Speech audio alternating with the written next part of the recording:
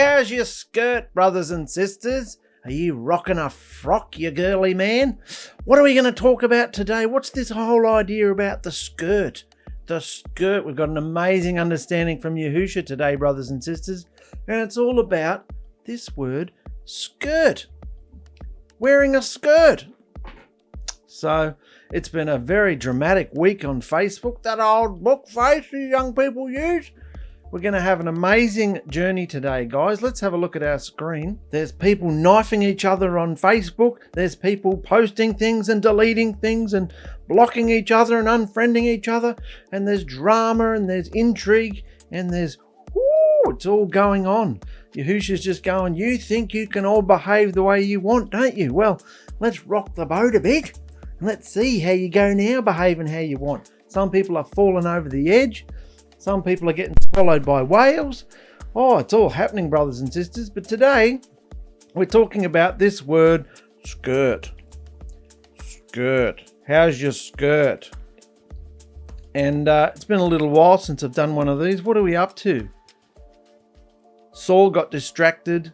Yahusha distracted Saul with the Philistines when he was about to pounce on David. Saul got distracted, and now he's run off to deal with the Philistines. And David got to run away. He didn't get caught. So, we're back into this.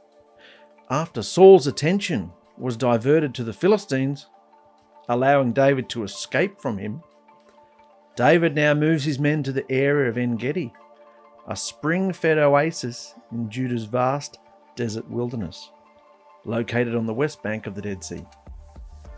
Almost any time of the day or night you'll see oryx, mountain goats, conies, small deer, practically a zoo of desert-dwelling creatures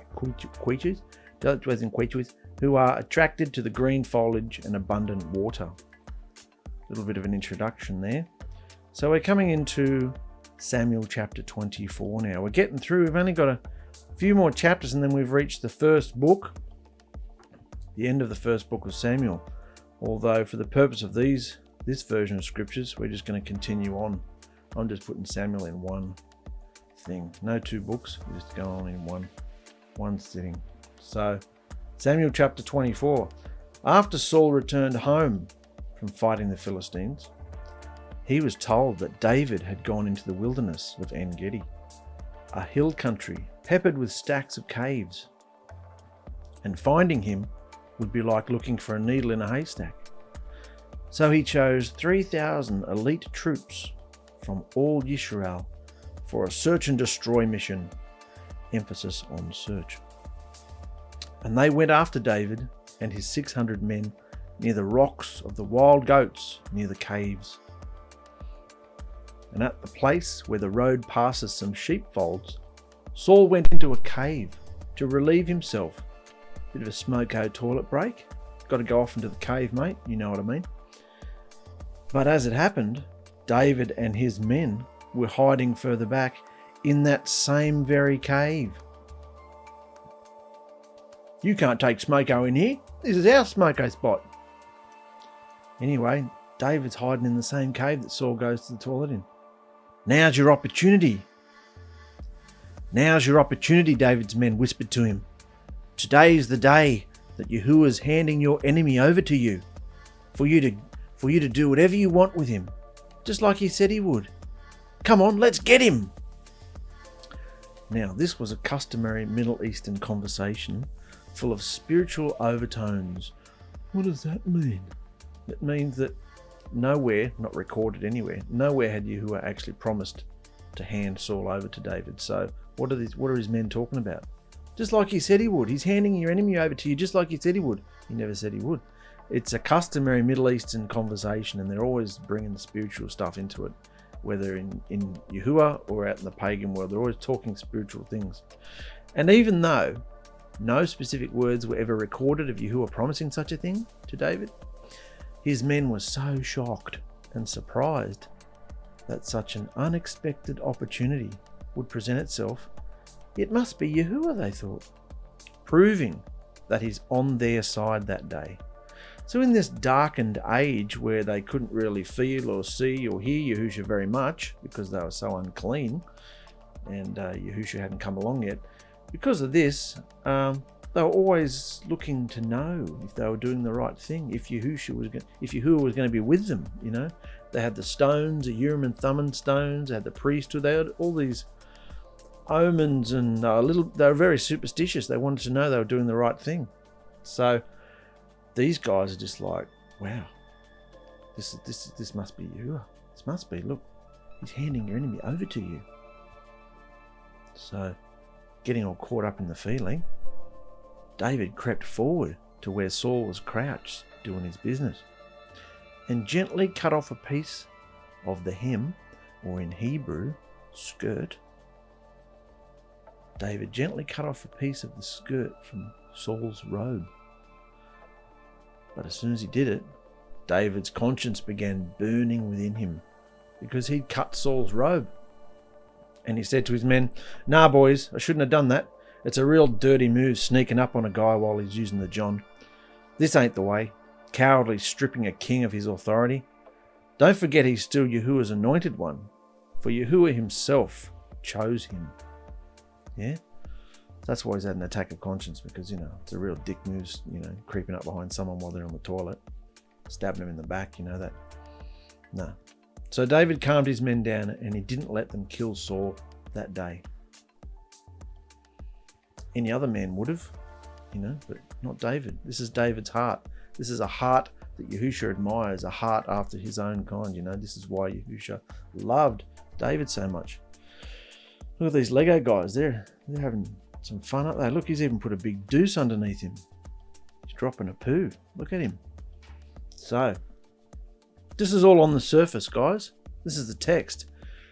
But it gets really interesting when we look into it. All hemmed in. Dave's got a skirt dilemma. I mean, this is war.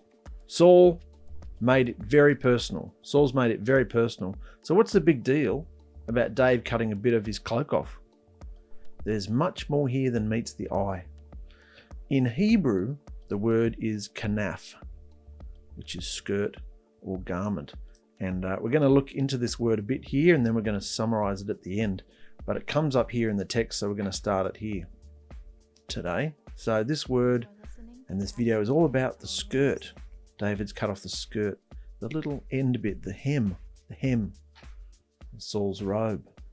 When we look up the word skirt, in Hebrew it's kanaf, an edge or extremity. You know, on your trousers, on your skirts, dresses, anything today, you've got a hem. It's the hem. The edge or extremity, specifically of a bird. Been looking at lots of birds lately, haven't we? These birds that are teaching us about the 3 rules. Oh, how could you be offended at the birds? It's wonderful. It's also a wing of a garment or bed clothing. Now we're talking about beds. Bed clothing. A flap. When you've got your sheets on your bed, you've got the flap of the earth, a quarter of a building, a pinnacle, bird, border, corner, end, feather, flying, other overspreading quarter, skirt, sort, uttermost part of the wing. So that's the main word we're looking at today, kanaf. But it also means, if you read all those bits, it also talks about speaking as well. Speech, the type of speech we have. Blowing, speech, edge, portion, side, all those words there, collar. Basically about sentencing, sound, speech, all those sort of things as well. So, to hang down, skirt, bottom, edge, hem. So, anyway, that's the word skirt in the Hebrew language. And it gets really interesting when we look at this. Remember we looked at the word kanaf back when Ruth snuggled up to Boaz in the night and asked him to spread his kanaf over her. Similar, and we pull the parallel between the wings and Psalms. He spreads his wings over me and protects me. He's my refuge and my all that. That was what Boaz was for Ruth. So he spread his kanaf over her, similar to wings in the Psalm. However, Saul's kanaf here speaks of the actual hem. We're talking about a physical garment here, nothing lofty or spiritual or higher dimensional. It's just his hem of his cloak. Speaks of the actual hem, skirt of the garment, not the nature of the garment as it does in the act of Boaz spreading his kanaf over Ruth. But in either case, there is significance. So, bit of a recall there. Remember when we were dealing with that with Ruth and Boaz? And we had the picture of I think it was swans. Swans protecting all the little duckies under her wings. Yahusha protects us under his wings. He delivered them out of Egypt on eagle's wings. He protected them from the sun and from the cold, with the cloud and with the fire. What's the big deal? This is where the rubber hits the road. What's the big deal in war? Because it's pretty much, Saul's made it personal. What's the big deal about David sneaking up and cutting a bit of his robe off? It's not like he killed him, not even cut him. He just cut a bit of his cloak. What's the big deal? Here it is. It was customary that the hem or skirt of one's garment was symbolic of that person's station in life. A person's hem or skirt of the garment was symbolic of that person's station in life. The poorest people had no hem, and the cloth was merely cut and left to fray. Their garments had no hem. Cheap, thin ass fabric, no hem, and the cloth was merely cut and left to fray. The next class up in status wore a garment made of similar cloth as the poorest, but it was folded over and sewn, forming a hem, so that it not only lasted longer, but it looked nicer. Then, the wealthier had fancy hems with coloured thread, and even some decorations. Kings and royals had the most decorative, wide, and expensive hems. Since the more wealth one had, the more authority they carried, the hem was much more than mere decoration. So this hem, this skirt, was much more than just decoration. It was similar to the well-recognized stripes of rank sewn onto soldiers' uniforms. Remember the certain stripes you get on you when you're in the army, navy, military? Similar to the well-recognized stripes of rank sewn onto soldiers' uniforms, or the various belt colours worn as signs of achievement by the competitors of the various martial arts. At times, hems took on a sacred overtone too, in regards to the priesthood and their garb. Well, the priesthood and all their robes had different hems and different garbs, and the high priest even had bells hanging from his head, his skirt. So, it took on a whole different spiritual tone there. So this was reflecting their rank, their status in life. No wonder David felt such remorse after cutting off a piece of Saul's skirt. It'd be like going up to the military officer, the chief general, and just ripping off his stripes and walking away with them. How disrespectful, So David had shown no respect for the office of the king of Israel, and had committed a great insult against Saul, killing a person as they were privately going to the toilet and stealing from them as they relieved themselves, even looking upon them during such a time. This was well beyond indelicate and disrespectful, and so much more so for royalty, and such a thing just wasn't done, not even to an enemy. So we're going back in our time machine here and we're seeing, okay, this is the culture that the scriptures were written in at this time. This is what it means. Because if you don't know what it means, then the words just don't jump out at you or mean anything to you today. It's just completely disrespectful, to look at somebody while they're going to the toilet and then to steal something from them or kill them. So you just wouldn't do that, not even to your enemy, unless you're completely savage. So, despite being hunted by a madman, David knew in his bones that murdering Saul wasn't the answer. Don't forget that Yahuwah hadn't told David he was going to be the king. Other men had told him. Samuel had told him, And Yahuwah certainly never told David to kill the current king, even though in some ways it seemed justifiable. No, even though he and his men couldn't understand it at the time, it was not for Saul to die at the hand of David, or any Israelite for that matter. An opportunity to kill Saul, obviously arranged by Yahuwah as a test, then immediately assume the throne, was refused by David. He passed the test. This was refused by David because he didn't view himself as Saul's enemy, nor as one who sought to rule over Israel. This story would stand now as proof. This is where it goes cultural and customary as well. This story would stand as a proof that David's rise to the throne was neither by his own design nor by his own hand. It was a divine act of the will of Yahuwah, and David was simply an obedient servant. Remember when we looked at charts about the dueling priesthoods, and something's gone on here for the line to change over here, some kind of gangster move, all this power play that went on in the priesthood. Yahusha doesn't want that happening here. Yahuwah wants us to know that David had nothing to do with himself becoming king. And word of mouth at the time would have been like, oh, David killed Saul just so he could become king. This, that, and they would have had it on him. No. Yahuwah wanted him blameless. Saul had no problem with the idea of murder, but David hated the thought. Saul had no regard for the throne of Israel as anything but his own personal right and treasure. David saw it as divinely sacred, and its occupant as Yahuwah's anointed, as the throne. He saw it as sacred. And so the stark differences between the natures of the anti-king and the righteous king pile up and create a pattern designed to help us discern when the man and behaviour of lawlessness, who claims to be the Messiah, makes his appearance in the last days. If you lean that way, many people think it will be an actual man. Many believe it will just be a behaviour. Many think both. So either way, we'll see the pattern of that behaviour from these stories here. This is what we're learning. When you read about David, remember he's a shadow of what Yahusha would become. When you read about Saul, it's the anti-king, the behaviour of the anti-Messiah.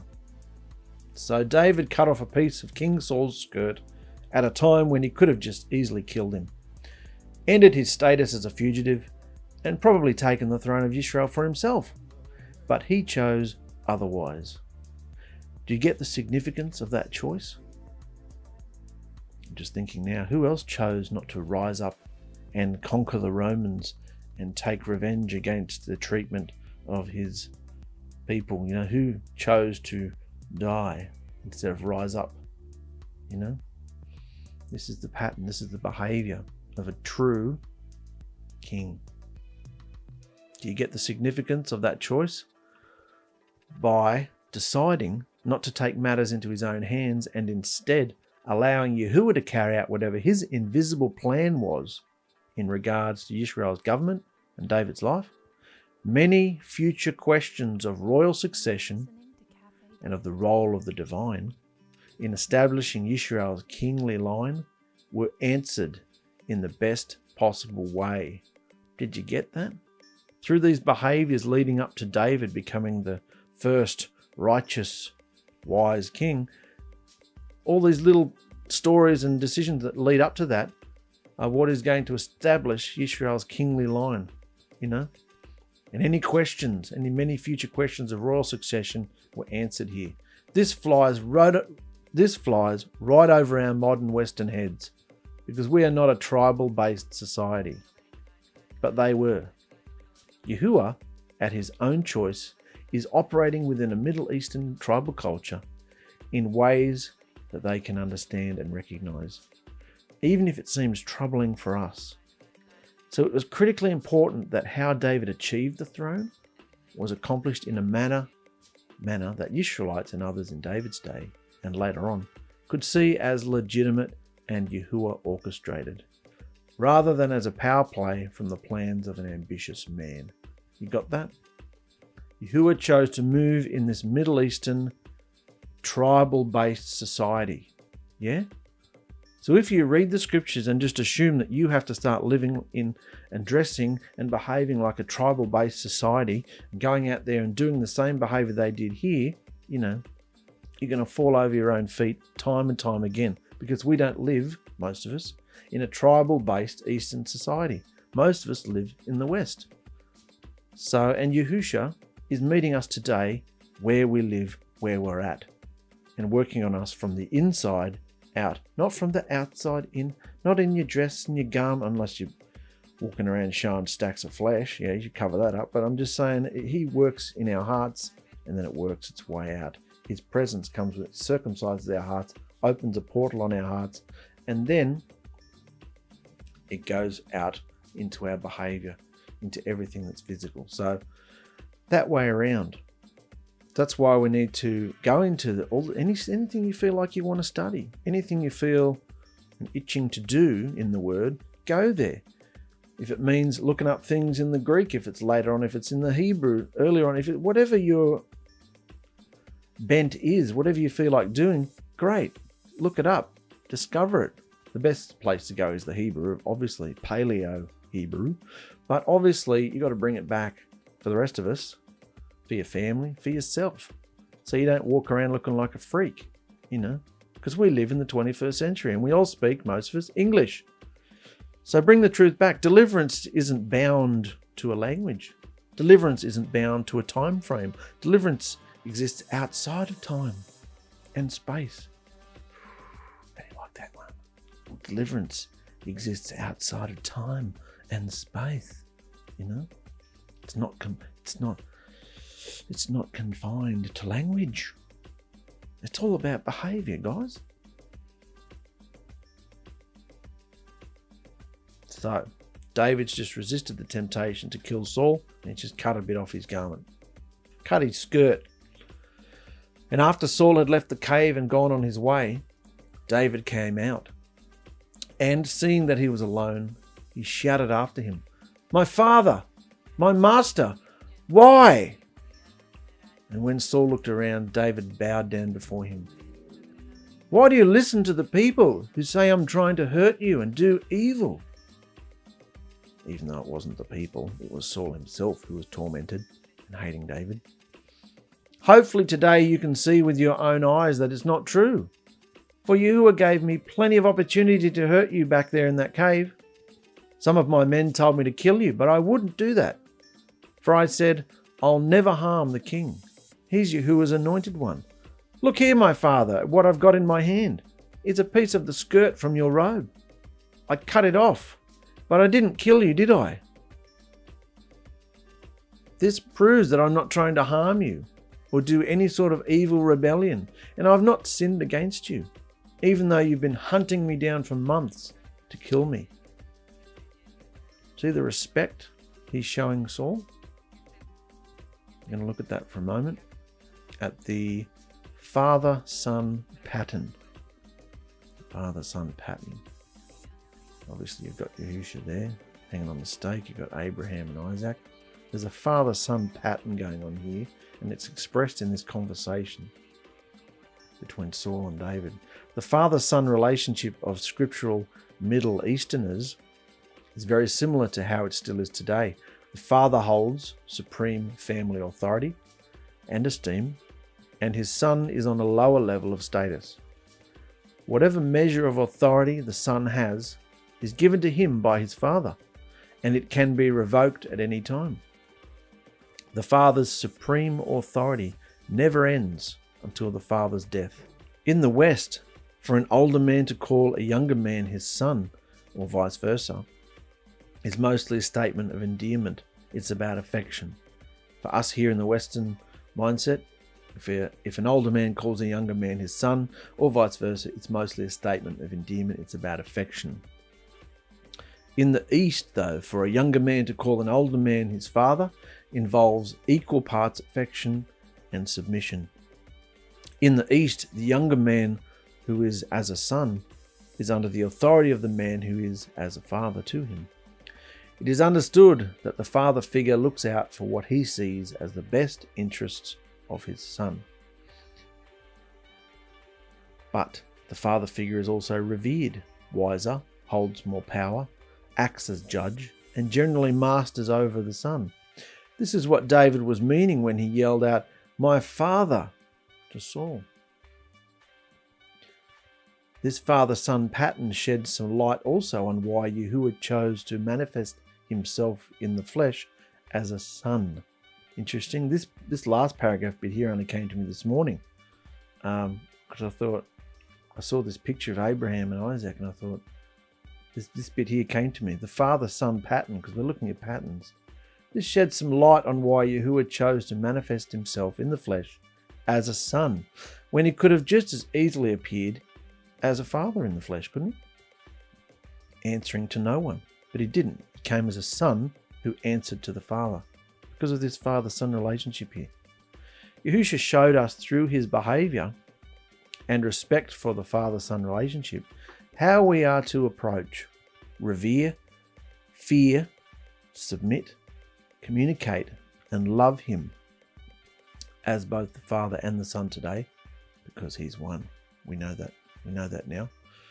And that's why I've going to go back. But that's why from here on out, in the Old Testament, we're going to use the name Yahuwah, because he appeared as a father for a reason. And isn't it interesting that as this word came to me a week or two ago, now we're coming into this information about the father-son pattern. So it's all lining up. Yahusha's having his way in his bride, letting us know through the mouth of 2 or 3 witnesses. So David's just referred to Saul as a father and basically said to him, "What are you hunting me for? I'm not doing anything wrong to you." So he says, "So let Yahuwah be the judge between us. Perhaps he'll punish you for what you're trying to do to me, but I'll never harm you." As that old proverb says, from evil people come evil behaviour. So you can be damn skippy, I'll never harm you, my master. I mean, who is the king of Israel trying to catch anyway?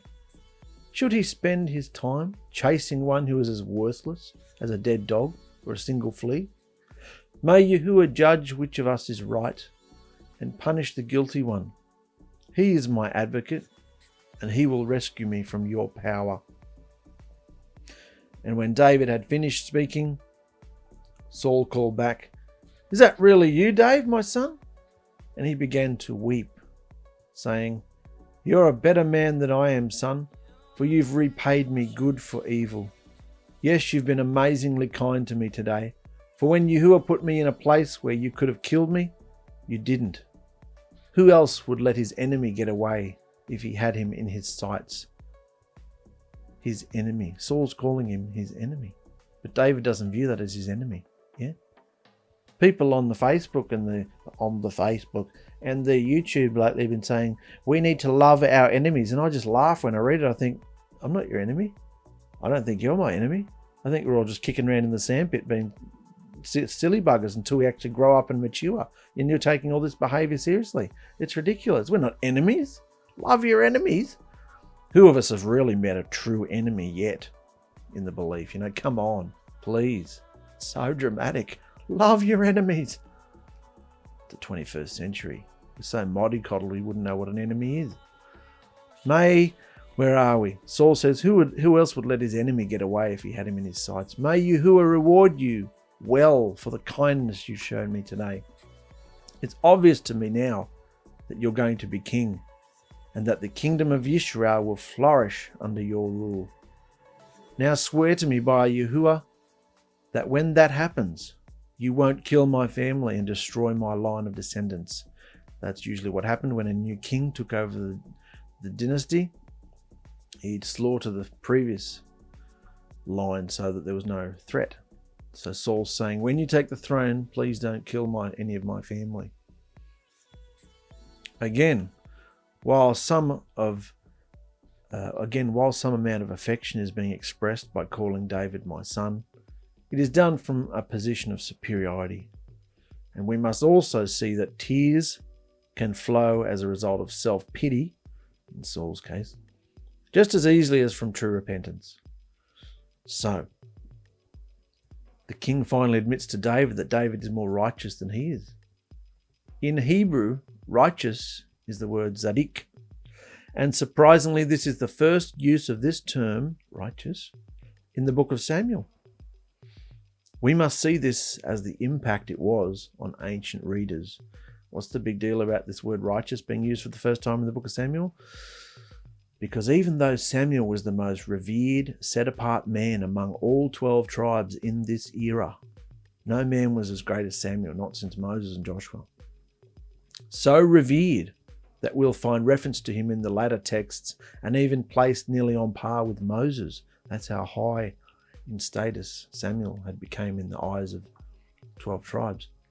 Even though that's happened, the term zadik or righteous was never ever applied to the great Samuel, but here it is applied to David. The term tzaddik, or righteous, was never ever applied to the great Samuel, but here it is being applied to David. So it's telling us about David's true character. So Saul's asked him to promise to never hurt his family when he takes over the throne.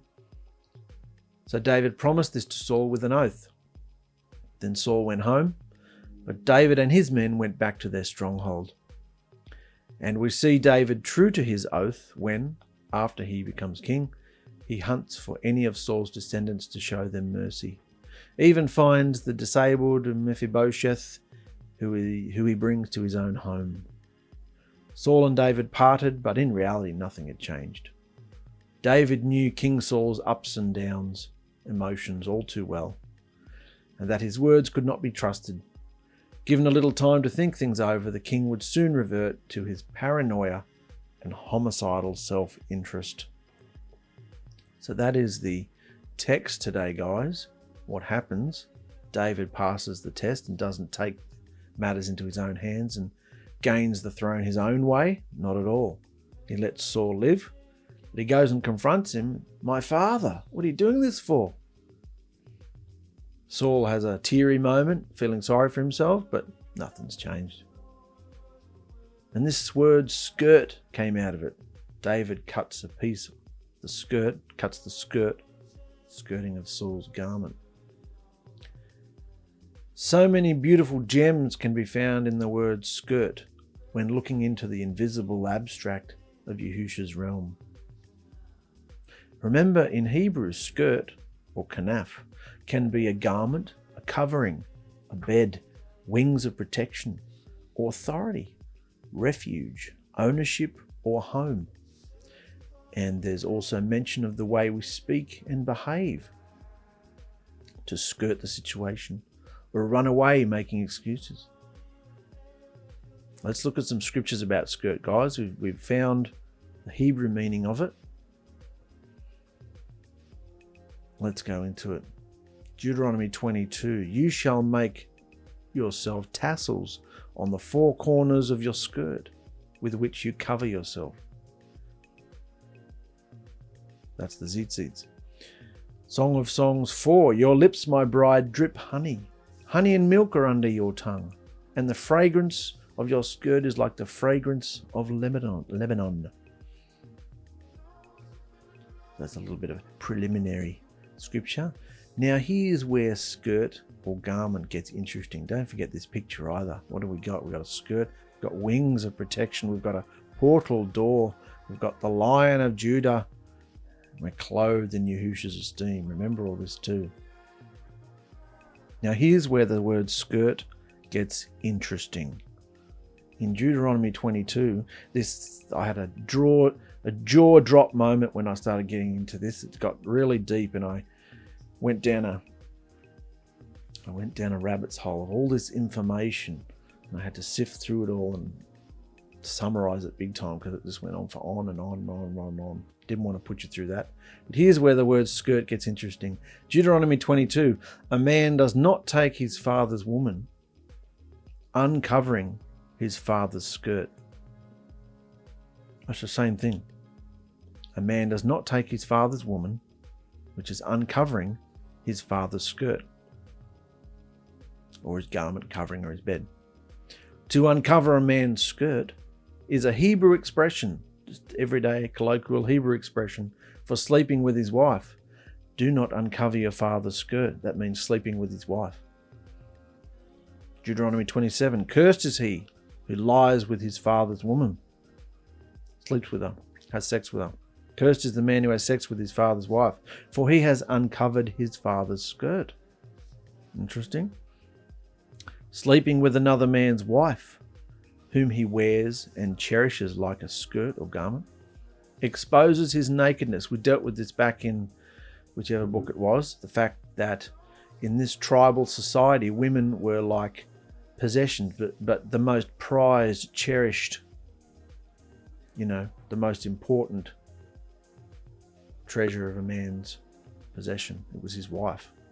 he would wear her like a garment. It was his covering, So sleeping with another man's wife, whom he wears and cherishes like a skirt, exposes his nakedness. And the higher, richer the higher or the richer his status, the more wives he had.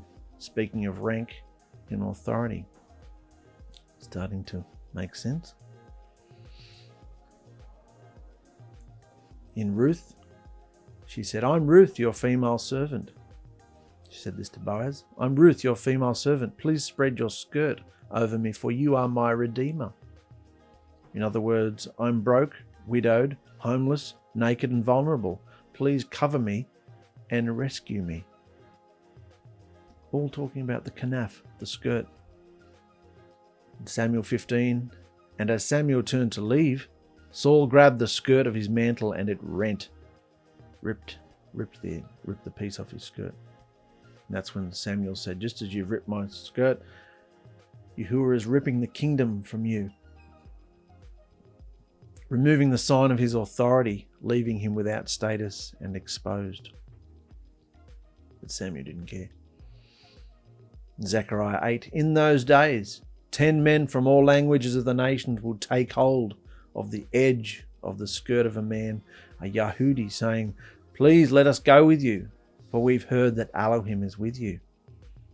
And that's the 10 tribes returning to the blood covenant of Torah as drawn by Yahusha. Being clothed, this verse is talking about the last days. Being clothed with Yahusha's esteem and righteousness will become more and more obvious to those around us, if we behave, as the world slips further and further into depravity and insanity. Got that? In Revelation, "See, I'm coming as a thief. So blessed is he who stays awake and keeps his garment, keeps his skirt, so that he won't walk around naked and people see his shame." So it's talking a lot about nakedness and shame in this word skirt, isn't it? Covering, whether you've got the covering or you don't have the covering. It started with a physical concept of just a skirt and a hem and cutting the hem off, the skirt off the hem, But it's going a bit more cosmic now, isn't it? Higher dimensional. Just as adulterous, whoring behavior strips a man of his cherished bride, his wife, rendering him naked and exposed and completely shamed and dishonored in society. Just as that happens, Yahusha's bride strips herself of his esteem, which is the only vital ingredient that sets her apart from every other human, leaving her naked and ashamed. Got that? Our secret, invisible portal or wedding invitation, and the way we now behave because of him, is all we have to separate us, not only from the world, but from the rest of the unwise bride. Got this? What else sets you apart from the rest of the world? What else sets you apart from all the weird, freaky deep believers out there, most of them who have been immersed, in the name Yahusha, promoting the name Yahuwah, and yet still behaving so immature? What sets you apart? What you're covered with, what you're cloaked in, what your skirt is. As we've been discussing, everything that happens in this lower dimension, the visible, is just a shadow or blueprint. I'll read that again because you've been looking at Adam and Eve instead. As we've been discussing, everything that happens in this lower dimension, the visible, is just a shadow or blueprint of what's happening in the higher dimension of Yahusha, the invisible. And that's why behavioral patterns are so fascinating. We've seen this in all the feast shadows, haven't we? What's happening in the natural, what's happened, and then of course what Yahusha's doing in the higher dimension, what the real revelation of it all is. So we've seen this idea of abstract in the feast shadows. We've seen it in the idea of abstractly discerning the scriptures, i.e. getting the invisible higher understanding from the visible ink on the page. And now we see with this word kanaf, skirt, Now with this word kanaf or skirt, we see that we can be clothed in our lives, but one dimension will always give way to the other. Will our garments be of the flesh or divine esteem?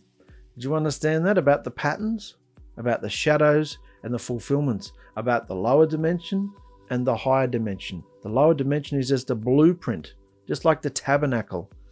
Moses got given the blueprints for the tabernacle, which were just a shadow of what's going on in the higher dimension. Of course, it's a shadow of what's going on in this temple now, with the portal of his esteem in there. So, and the feasts, of course, we've dealt with all this many times with the feasts. And recently we're talking about the higher understanding going abstract, the arc of the abstract, reading the scriptures and Yahusha revealing things to you, not contrary to his word, because he doesn't do that, but in agreement to his word, but fresh for you that day, here, now. It's abstract, it's off the page, it's personal for you. So just as that, we've looked at that, we can be clothed, when we look at this word skirt, we can be clothed in our lives, can't we? We've all got clothes on. But one dimension will always give way to the other. Will our garments be of the flesh or divine esteem? If Adam and Ḥawwa had no clothes on, then why do they suddenly feel naked? Got that? Is that a conundrum? If Adam and Ḥawwa had no clothes on, then why did they suddenly feel naked? They've been naked the whole time. Why did they suddenly feel naked? Was it because of a lack of clothing? Was it a natural skirt?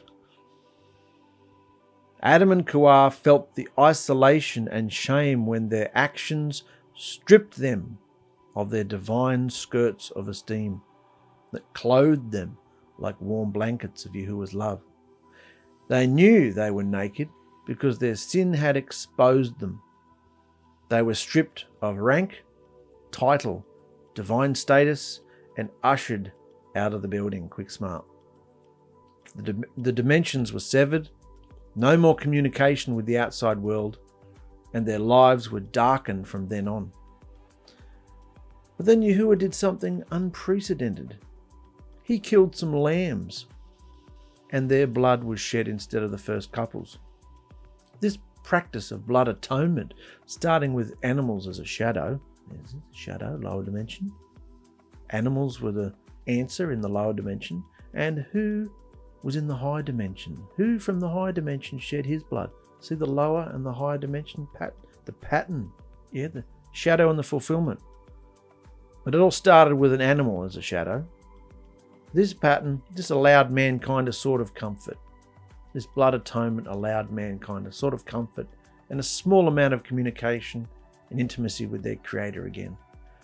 But of course today, through Yahusha's uber radioactive blood, his bride can now come as close as she wants, with no restrictions or barriers. The only restrictions are yourself, really. So we can enter boldly. No restrictions or barriers. Of course, while in her flesh, that means it's going to get real hot. If you want to come close, it's going to get hot. Why? Because Yahusha is perfect and we're not. So, if it's intimacy and a real father-son communication you're after, you better get ready to be stripped of everything worldly and fleshly that you once thought important. Maybe you still do. Maybe you still think there's things in your life that are important. You better get ready to be stripped of everything worldly. Your natural garments, your natural skirt has to die. Your natural coverings, the natural things that you cling to security for, which is really idolatry, things that you adore and hold dear more than Yahusha, all that has to die. Your natural skirt must be ripped off.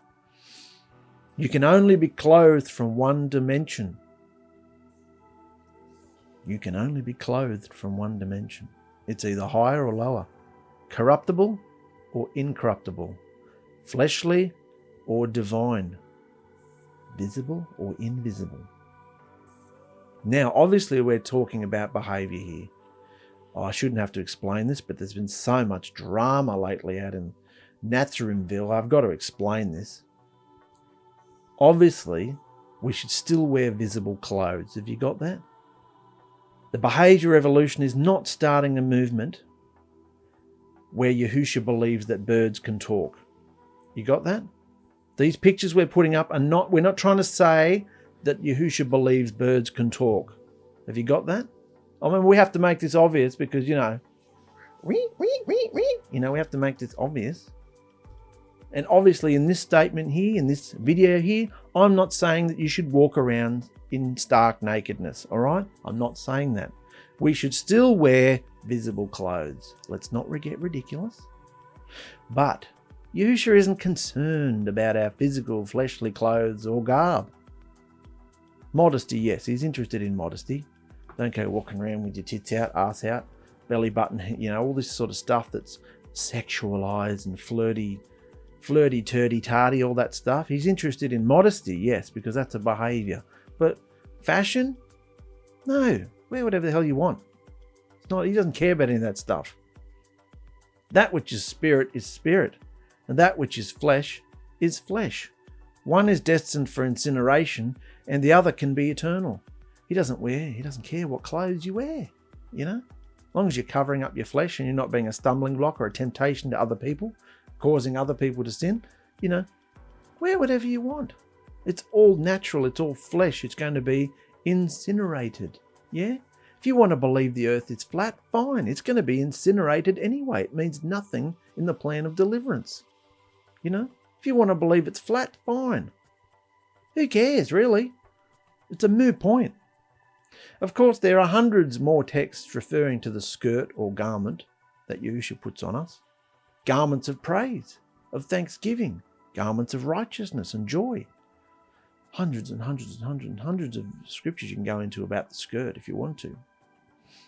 And if we start moving and communicating through the portal on our hearts with this invisible, abstract and supernatural realm, if we start moving and communicating with this invisible, abstract, supernatural realm, where Yahusha is, that's what ┕𝗪𝗡 means, where he is.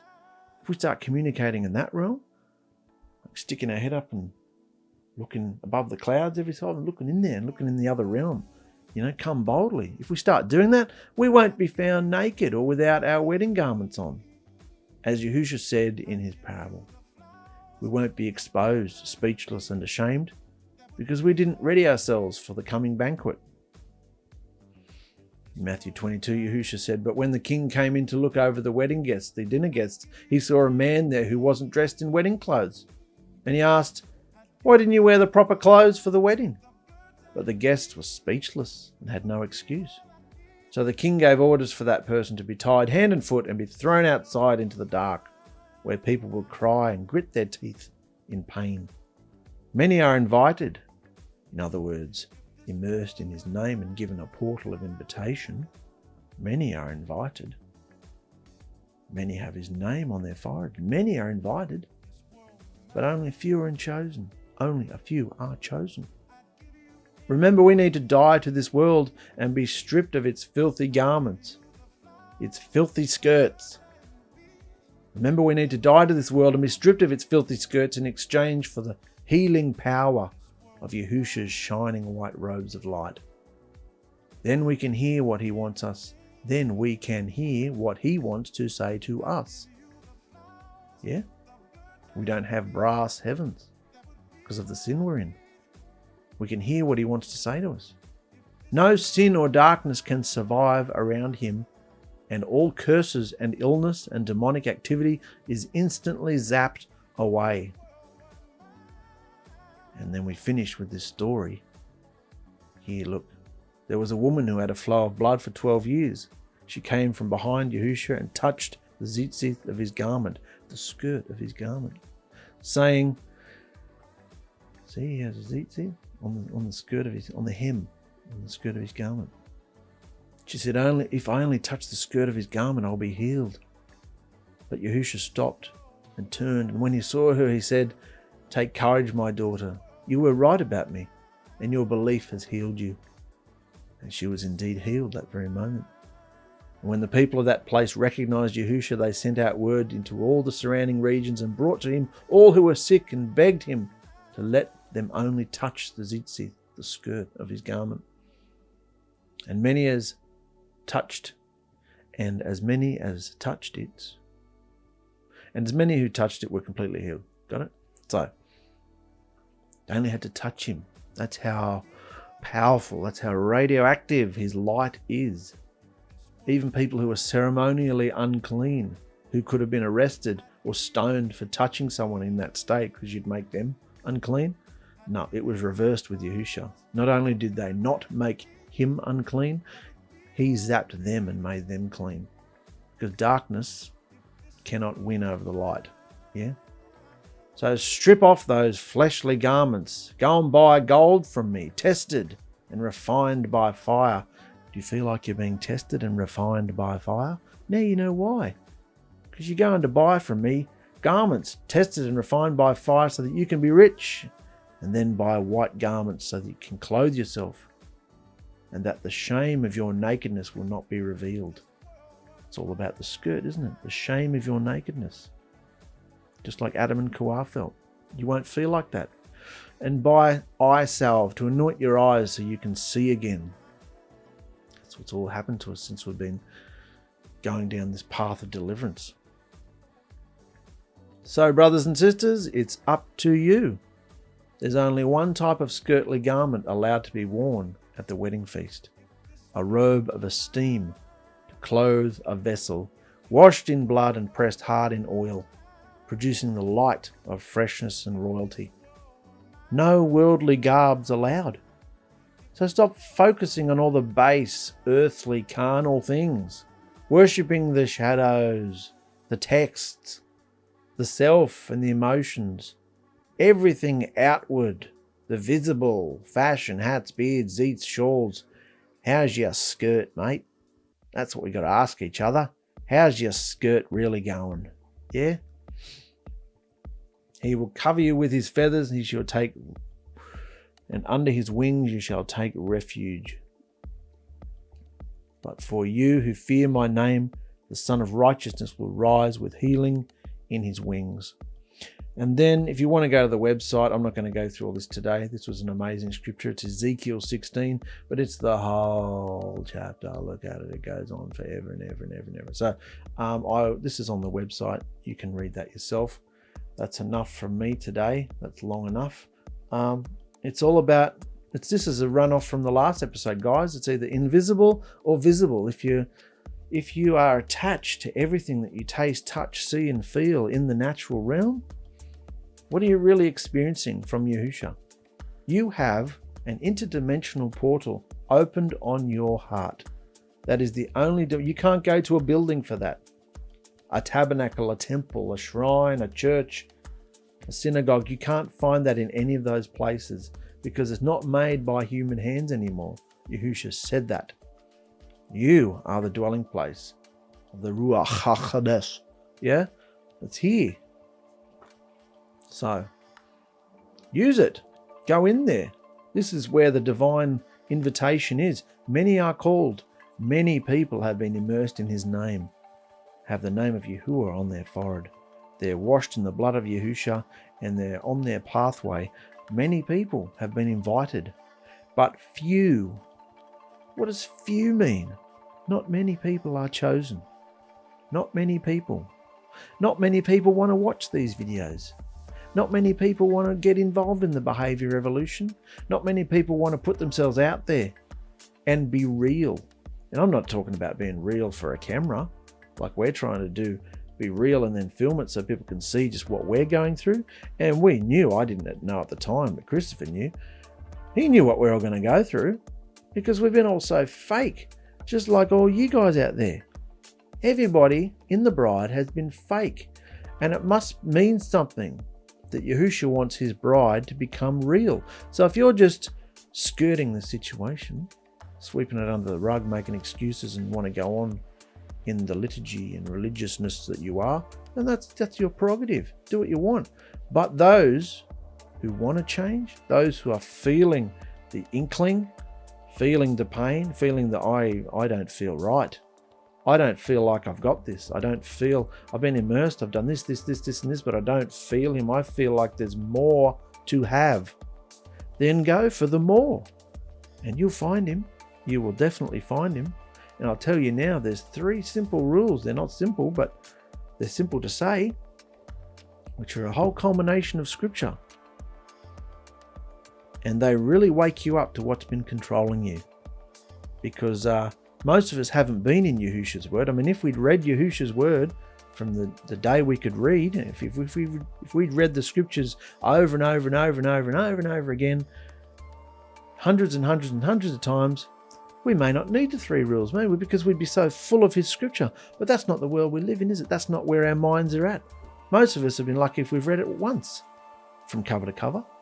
So we need these 3 rules to say, look, while you're reading the scriptures, while you're learning the 10 Commandments, while you're learning all the scriptures and all the things that Yahusha's doing in there, while you're reading and studying and showing thyself approved, you can take these rules into you and just know that they are a summary of scripture. So you can do them at the same time. They're not a replacement. They're not even written in the scripture. They're a summary. They're just scripture, reworded. So that's enough today, guys. That's nearly an hour. I love you very, very much. And we're very excited here at the Behavior Revolution. No matter what's going on, Yahusha's calling you. Yeah? Calling you to him. So how's your skirt, mate?